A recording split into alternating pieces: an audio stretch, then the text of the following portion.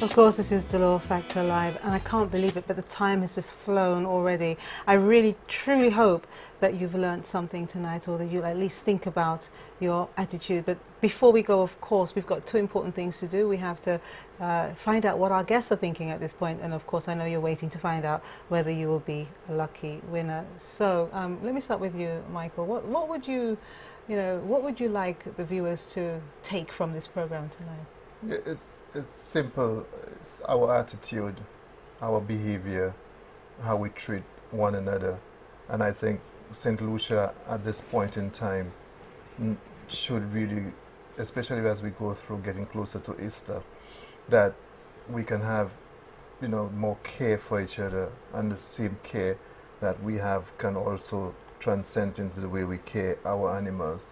Because the very same thing we said earlier, if you care for your baby, that nice bouncing baby, when that child gets a little older into being 8 and 9 and 10, you begin pushing him or her away. It shows rejection. We do the same thing to our animals, but we want to continue to love one another, be a little more compassionate, and I think the same thing will transcend into our animals and into our people, and we can be a better nation. Thank you. Dr. Joseph?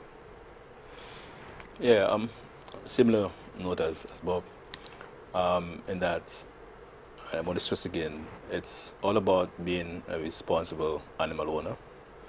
And if you understand what is your responsibility as an animal owner, and that you're responsible for the welfare of that animal that decides to be its owner, if you understand that, and you can transcend that level of ownership to the animal, there will be a lot of negatives that is now being portrayed that ought not to be. And that goes to both whether the animal is a livestock and is being reared for food, or it is a pet. You ought to be a responsible animal owner and be responsible for that animal welfare. It's nutrition, it's health care, it's welfare, and that is not being compromised in any way. If we understand this, I think we ought to have a better world and make us better people, more forgiving people. Because if you understand the needs of an animal and you do not compromise it, the same should be extended to your fellow men. Yeah, well said. Well, thank you very much for that. But before I say my final thank yous and goodbyes, you've got a very important role to play tonight, and that is that you have to choose our winners for our giveaways. Nothing for you. Okay, so I'm going to start with you. Here's your bag here, Doctor. The question is, what is the colour trend for 2013? The colour trend for 2013. You're going to receive a really wonderful, I've just got it here, a lovely hand-painted lampshade courtesy of Infinity Colour Shop in Rodney Bay. And the winner is, so you can hear how many people have gone for this. Loads of them in here. Colour trend, female, male, or unisex? What's it? Well, you're going to hear the answer. Okay. The answer is emerald. That's the colour trend for 2013. Emerald. And the winner? I see myself. No, you do not see yourself. He's been looking at the shade. No, it's not going to be for you. It's going to be for...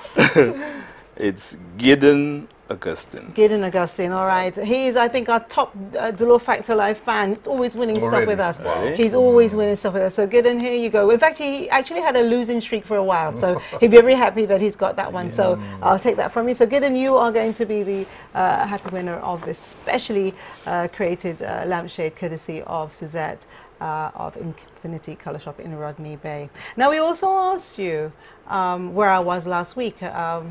And which company sent me. Of course, MAC Cosmetics sent me to Miami last week, and I got some really wonderful gifts, and some of those I actually have put in this lovely bag. It's got some Archie things, which is just on the MAC store at this moment, and I've also got a lovely lipstick that no one, not even MAC Cosmetics in St. Lucia has. I was given that in Miami, and I will give that to you when the date goes by that I can give it, because that's how secret it is. I can't give it to anybody. And I can hear the producer and the director at the back saying, wishing it was them. It's not. It's going to be for the person who I draw out of this bag. Let's see, and there are loads inside here. My gosh, I feel really kind of, oh my gosh.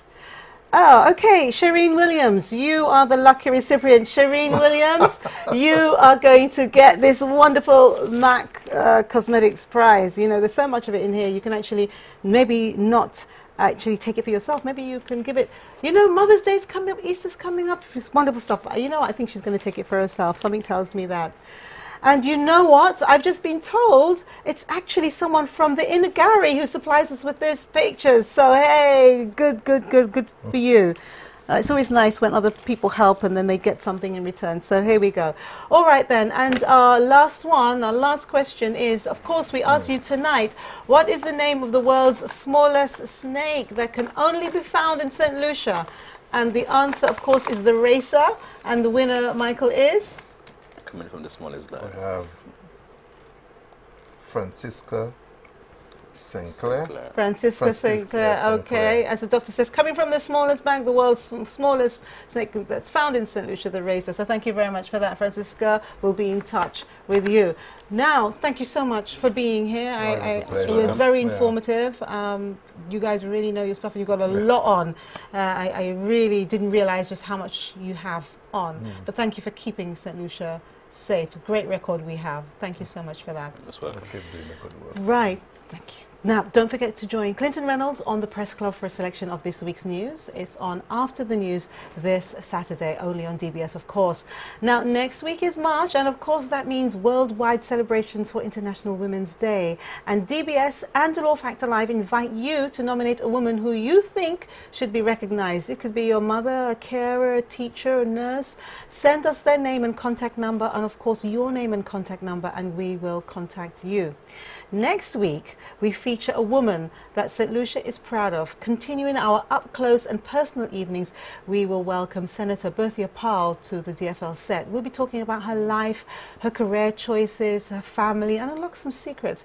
And we'll also give you an opportunity to call her with your questions, which you can send us before the program starts if you prefer.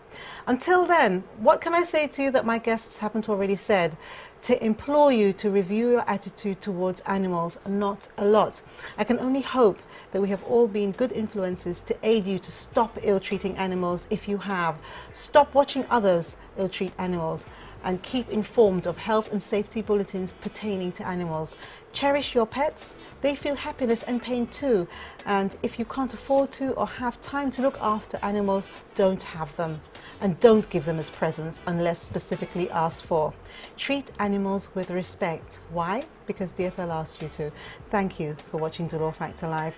On behalf of our guests, Dr. George Joseph, Michael, Bob, the DFL team and DBS, I'm Delia Dolor. Good night and God bless.